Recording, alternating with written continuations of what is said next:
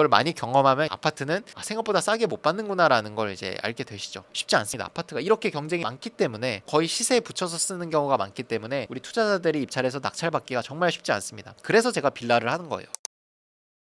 안녕하십니까? 안녕하세요. 아파트 경매 영상 이거 하나로 끝내기입니다. 첫 번째로 부동산 투자에 이제 관심이 생기기 시작하면 경매라는 것도 한번 들어는 보는 것 같아요. 일반 매수와 다르게 경매란 무엇인지. 어려운 게 아니에요. 경매라는 게 뭐냐면 채권자와 채무자가 있고요. 그 간에 돈 관계가 얽혀 있겠죠. 채무자의 재산을 경매에 집어넣어서 현금화해서 나한테 돈을 갚게 해주세요 라고 법원에 도움을 요청하는 겁니다. 채권자 채무자 간의 돈 정리를 법원이 중재해서 정리를 해준다라고 보시면 될 것 같습니다. 채무자의 부동산으로 경매가 진행이 되고 우리 같은 입찰자가 입찰을 해서 낙찰을 받고 낙찰 대금을 법원에 내면 법원에서 돈을 갖고 있다가 채권자가 한 명일 수도 있지만 여러 명일 수도 있잖아요. 채권자가 여러 명일 때는 권한에 따라서 순서가 달라지기도 하거든요. 순서에 따라서 배당을 해주고 그 배당이 다 끝나면 나머지 권리들은 다 소멸을 시켜주는 것이 경매다라고 보시면 될 것 같습니다. 마지막 말에 포인트가 있는데 배당을 다 받고 나서 못 받은 사람들 또한 권리가 소멸되기 때문에 경매로 낙찰받은 물건은 등기부가 깨끗해진다라고 우리가 얘기를 하곤 합니다. 그런 전체적인 맥락을 보시면 될 것 같고요. 경매 물건은 어디서 보면 되는지 한번 순서대로 같이 볼까요? 좋습니다. 자, 경매 물건을 찾는 곳은 부동산에 방문을 하거나 뭐 이런 게 아니라 인터넷으로 일단 찾는 거예요. 사이트들이 여러 군데가 있습니다. 그 사이트 중에서 무료 사이트도 있고 유료 경매 사이트도 있는데 저는 이 비율을 어떻게 하냐면 유료 경매 사이트는 자동차라고 표현을 하고 무료 경매 사이트 대표적으로 이제 정부기관에서 제공을 하는 대한민국 법원 경매 정보 사이트 여기는 무료거든요. 여기는 저는 자전거라고 표현을 합니다. 남들은 차 타고 가고 있는데 우리가 자전거를 타고 가. 쭉 타가기가 굉장히 어렵겠죠. 웬만하면 돈을 좀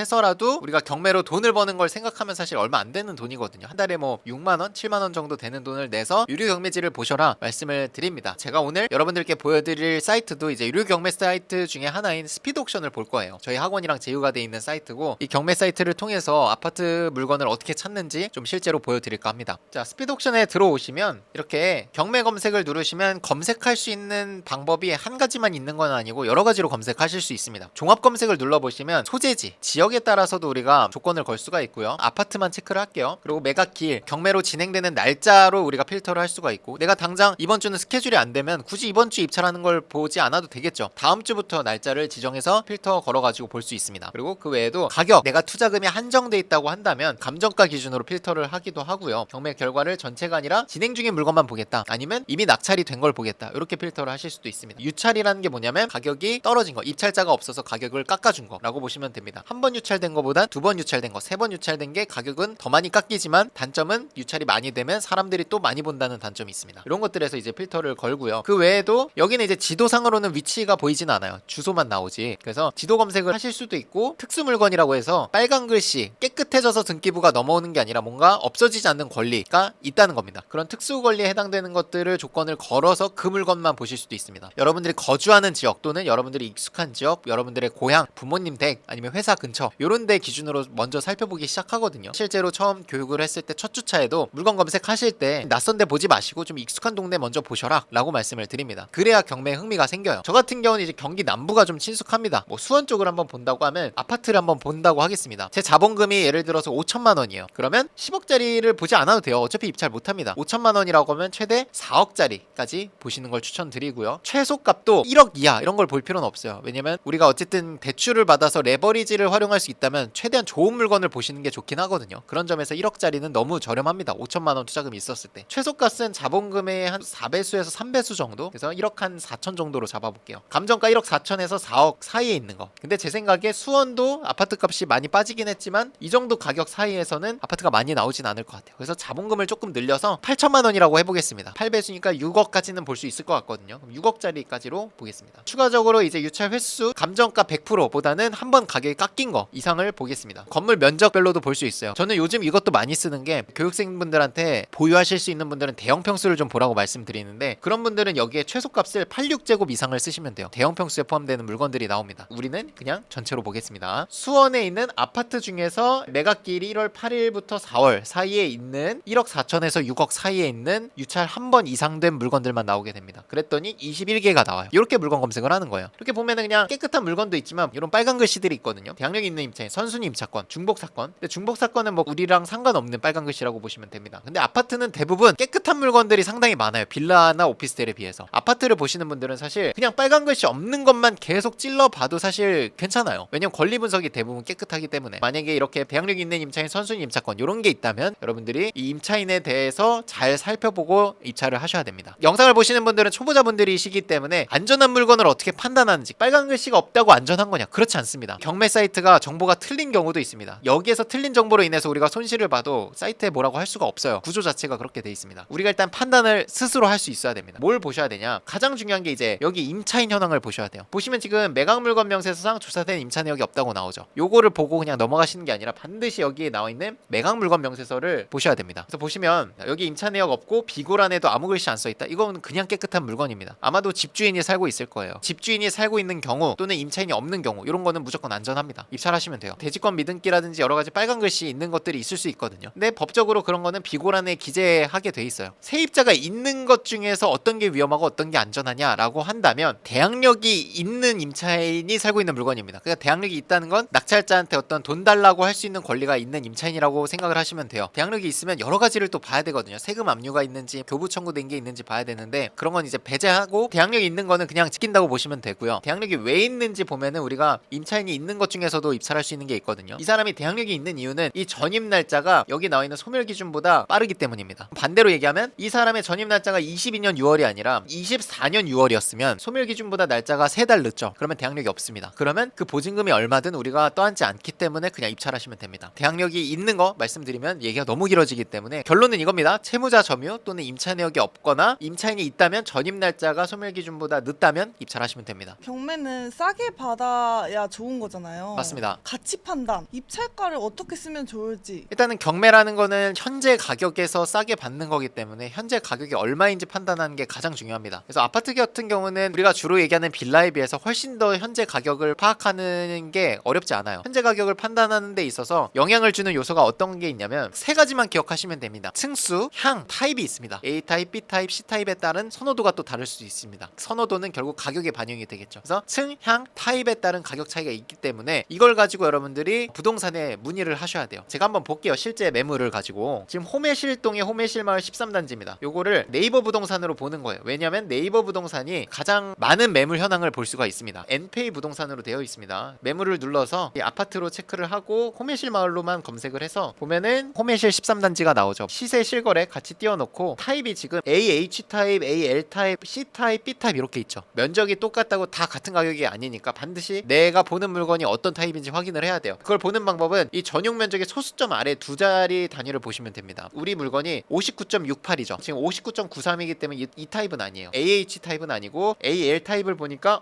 59.68. 우리도 59.68이죠. 우리 물건은 바로 AL 타입이라고 보시면 됩니다. AL 타입 기준으로 볼게요. 면적도 AL 타입으로 맞추고 거래 방식을 매매로 맞춥니다. 현재 매매로 나와 있는 것 중에 AL 타입이 가장 싸게 얼마에 나와 있는지 보는 겁니다. 보니까 지금 3억 8천에 1층이 나와 있죠. 제가 아까 말씀드린 게 향층 타입 말씀드렸는데 매물의 조건에 따라서도 가격이 달라져요. 뭐냐면 세입자가 살고 있냐, 공실이냐, 만기가 남아있냐, 아니면 월세 끼고 매도하는 거냐 이런 거에 따라서 가격이 또 달라집니다. 여러분들 생각엔 어떤 조건의 매물이 가장 가격이 비쌀 것 같으세요? 공실. 공실인 건 선택지가 많습니다. 입주도 가능하고요. 세입자를 내가 지금 현재 가격에 맞출 수도 있고요. 이런 옵션이 제공이 되기 때문에 가격을 더 인정받을 수가 있어요. 우리는 경매로 낙찰받으면 보통 명도를 하죠. 그럼 빈집이 되면 공실이 되는 거기 때문에 가격 평가를 어떻게 보면 가장 좋은 조건에서 할 수 있는 겁니다. 근데 1층은 또 층이 낮기 때문에 가격이 좀 떨어집니다. 근데 우리께 그렇다고 뭐 고층은 아니에요. 3층입니다. 1층보다는 높게 받겠지만 제가 추측컨대 한 4억 초반 정도가 되지 않을까 싶어요. 공실 기준으로 보면은 빠른 입주라고 돼 있죠. 이 빠른 입주라는 뜻이 공실 물건이다 라고 보시면 될 것 같아요. 그리고 실거래도 12월에 1층이 3억 7,500에 찍혀 있고 6층이 4억에 찍혔네요. 6층이 4억이니까 우리는 3층이죠. 그럼 4억보다는 좀 못 받을 수도 있겠다. 그러면 3억 9천 이 정도로 예상을 해보는 거예요. 그러고 부동산에 이제 전화를 해보는 겁니다. 호실별로 또 향이 다르죠. 13동 301호 그러니까 동에 따라서도 가격이 다를 수가 있어요. 지도를 한번 보면 단지가 이렇게 크잖아요. 천이 흐르고 있는데 아무래도 천을 바라보고 있는 집들은 전망이 좋겠죠. 그러다 보면 여기 보이는 1306동, 7동, 8동, 9동, 10동, 11동 여기는 라인이 좀 좋은 쪽에 속할 수 있습니다. 전망이 좋기 때문에. 반면에 이렇게 가운데 들어와 있는 1315동, 14동 이런 데는 앞동을 마주보고 있기 때문에 전망 차이에서 가격이 또 빠질 수가 있어요. 근데 우리는 1313동이기 때문에 가운데 껴있거든요. 그런 점에서는 메리트가 또 떨어집니다. 그래서 이런 것들이 종합적으로 봐야지 가격 결정이 되는 거기 때문에 반드시 공인중개사분께 문의하는 게 맞아요. 이런 것들을 토대로 우리가 가격 조사를 한다. 2억 7,500까지 떨어져 있기 때문에 가격은 매우 싸죠. 왜냐면 지금 실거래가 어쨌든 못해도 한 3억 후반은 받을 것 같은데 2억 7천까지 떨어져 있으니까 쓸 수 있는 가격 폭이 많습니다. 3억 9천이 시세다라고 판단을 했을 때 우리가 얼마에 입찰을 해야 되냐라고 하면 되게 애매합니다. 왜냐면 2억 7천과 3억 9천 사이에서 쓸 텐데 너무 많잖아요. 쓸 수 있는 숫자의 범위가. 빌라 같은 경우에는 수익률 40% 말씀을 드리는데 아파트 같은 경우는 실제 매도 가능 가격에서 15% 정도 싸게 받으면 정말 잘 받은 거고 10% 싸게 받으면 준수한 거다라고 말씀을 드립니다. 자, 그러면 10%가 얼마냐? 3억 9천에서 10% 빼면 3,900을 빼면 됩니다. 그러면 3억 5천 정도에 받으면 그 정도는 받을 수 있는 거예요. 근데 더 잘 받으려면 3,900이 아니라 15% 말씀을 드렸죠. 그러면 약 5천만 원 좀 넘는 세전 차익이 나야 돼요. 그러면 3억 9천에 매도된다고 했을 때 한 3억 3천, 4천 이 정도를 쓰는 거죠. 그 사이 정도를 생각하면 괜찮지 않나 생각을 합니다. 아파트는 사실 수익률 40% 이런 게 달성되기가 굉장히 어려워요. 입찰 경쟁이 많이 붙기 때문에. 지금 최저가가 2억 7천인데 너무 높게 쓰는 거 아니냐라고 하는데 3억 5천에 써도 못 받을 확률이 80%가 넘어갑니다. 20명, 30명이 오면은 3억 후반에도 막 낙찰 받아가시기 때문에 그걸 많이 경험하면 아파트는 생각보다 싸게 못 받는구나라는 걸 이제 알게 되시죠. 그리고 경매라는 거는 입찰할 때 보증금을 내는데 내가 권리 분석을 잘못하거나 시세 조사를 잘못해서 또는 입찰가를 내가 서류상으로 잘못 써서 낙찰 받았을 때 보증금을 날리는 경우가 있을 수 있습니다. 근데 그 날리는 돈의 단위가 빌라의 적게는 5배 한 10배 정도까지 가요. 보증금의 크기가. 그래서 정말 이제 조심하셔야 됩니다. 특히나 아파트는 초보자분들이 또 많이 입찰하시기 때문에 실수를 많이 합니다. 아파트 같은 경우는 이제 권리 분석에 대한 어려움은 빌라에 비해서 크지 않기 때문에 권리 분석에 대한 실수보다는 시세 조사를 잘못하는 경우가 많이 있습니다. 찍혀있는 실거래 딱 하나 보고 어쩌면 그게 펜트하우스일지도 모르고 어쩌면 그게 가장 좋은 층, 가장 좋은 향 그리고 인테리어까지 완전히 완벽하게 돼 있는 집이어서 높게 된 걸 수도 있는데 그걸 보고 받아가지고 손해를 보고 이런 경우가 있거든요. 잘못해서 낙찰받은 사례를 한번 보면서 설명을 드려볼게요. 이 물건을 보면 인천시 남동구 간석동에 있는 레미안 아파트 물건입니다. 이 물건이 최초에 이제 4억 9백에 감정이 돼서 한번 유찰이 됐을 때 이제 32명이 들어왔습니다. 32명 중에 1등 하신 분이 4억 9천 2백을 쓰셨어요. 감정가의 120% 가격을 쓰셨습니다. 그리고 2등 가격이 4억 2천이에요. 이건 좀 이상하죠. 32명이나 들어왔는데 2등과 차이가 7천만 원이 난다는 건 이건 가격을 잘못 쓴 겁니다. 시세 조사를 잘못해서 입찰을 했고 결국 잔금 미납을 하셨죠. 요 당시 시세를 한번 볼까요? 24년 7월이죠. 그러니까 실거래가 요 당시에는 4억 3천 정도 선에 찍혀 있는데 이분은 지금 얼마를 받았죠? 4억 9천에 낙찰을 받은 거죠. 시세 조사를 잘못했거나 9라는 숫자를 잘못 쓰신 걸 수도 있을 것 같습니다. 가격 쓸 때 우리가 손으로 쓰게 돼 있거든요. 개인으로 입찰할 때는 정말 조심하셔야 되고 두 번째는 시세 조사 정말 잘 하셔야 됩니다. 보증금이 무려 2,860만 원인데 그걸 포기하고 당연하죠. 시세보다 5천만 원 이상을 비싸게 받았으니까 2천만 원 포기하는 게 나은 거죠. 그 당시 의사결정으로는. 그 다음에 받은 걸 보면 4억 2천 선에 낙찰을 받았죠. 10월부터는 이제 4억 5천에 꾸준히 찍히고 있네요. 그러면 4억 2천에 받은 게 10%까지도 달성이 안 됩니다. 2억 8천이 최저까지만 결국 받아가는 건 4억 2천이라는 겁니다. 쉽지 않습니다. 아파트가 이렇게 경쟁이 많기 때문에 미래 가치를 보고 거의 시세에 붙여서 쓰는 경우가 많기 때문에 우리 투자자들이 입찰해서 낙찰받기가 정말 쉽지 않습니다. 그래서 제가 빌라를 하는 거예요. 빌라 중심으로 정규 강의를 하고 계시잖아요. 네. 정규 강의를 한번 소개해 주시면 좋을 것 네, 같습니다. 빌라를 중심으로 교육을 하는 거는 빌라를 배웠을 때는 빌라뿐만 아니라 아파트도 같이 할 수 있기 때문입니다. 빌라 하시던 분들은 아파트가 너무 쉬워요. 사실 입찰하시는 거는 아파트도 입찰하셔도 되고 빌라를 입찰하셔도 되는 겁니다. 그리고 오피스텔도 마찬가지고 아파트 경매를 배우신 분들은 빌라, 오피스텔 절대 입찰 못해요. 가격 조사가 너무 어렵거든요. 실거래 봐서 안 나와요. 가격이. 실거래가 안 나와 있는데 가격 판단을 어떻게 하냐 이런 것들에 대한 게 이제 어려운 건데 그걸 이제 저희 정규 교육 과정에서 충분히 해결을 해드리고 있죠. 그리고 그걸 또 미션으로 제공해서 숙달할 수 있도록 제가 만들어 드리고 있습니다. 정규 강의를 한번 살펴보면 6주 과정으로 이루어져 있고 1월 11일부터 2월 15일까지 진행이 되고 1시부터 3시까지 제공하는 서비스를 좀 요약해 드리자면 강의가 끝나고 나서도 언제든지 1대1로 저한테 이메일 상담을 받을 수 있는 장점 그리고 두 번째는 저희 졸업생들 방 한 600명 정도가 지금 모여 계세요. 근데 이 600명이 경장인 교육을 들으신 분들만 600명이 모여 있다는 게 사실 대단한 이제 부가가치가 있는 거거든요. 많은 질문들 그리고 경매하면서 생기는 의구심들을 단톡방에서 정말 많이 해결을 하고 있습니다. 우리 졸업생만 있는 게 아니라 인테리어 사장님, 법무사님, 세무사님까지 있어서 웬만한 이제 법적 자문이라든지 명도할 때 문제되는 것들에 대해서 경험이 많으신 선배님들 포함해서 법무사님 중심으로 소통을 하고 있으니까 충분히 여러분들이 안정적으로 경매에 임하실 수 있도록 저희가 만들어 드리고 있습니다. 여러분들이 경매하면서 필요한 어떤 서비스들, 법률 서비스, 그리고 명도 서비스, 인테리어 서비스, 대출 상담, 그리고 세무 상담까지 모든 서비스들이 다 연계가 돼 있기 때문에 여러분들은 그냥 가격 조사해서 입찰하고 낙찰만 잘 받아오시면 저희가 그 다음 단계들은 물론 유료 서비스긴 하지만 내가 맡길 수 있는 데가 있는 상태에서 입찰하는 건 정말 무게감이 다르거든요. 그런 것들을 충분히 만들어 드리고 있다라는 거. 낙찰을 꾸준히 받으시는 분들은 또 나중에 특강이라든지 아니면 세미나 같은데 저희가 초청을 드려서 강사로서의 역량을 키울 수 있는 것들을 또 만들어 드릴 수도 있을 것 같습니다. 오늘도 고생 많으셨습니다. 고생했습니다.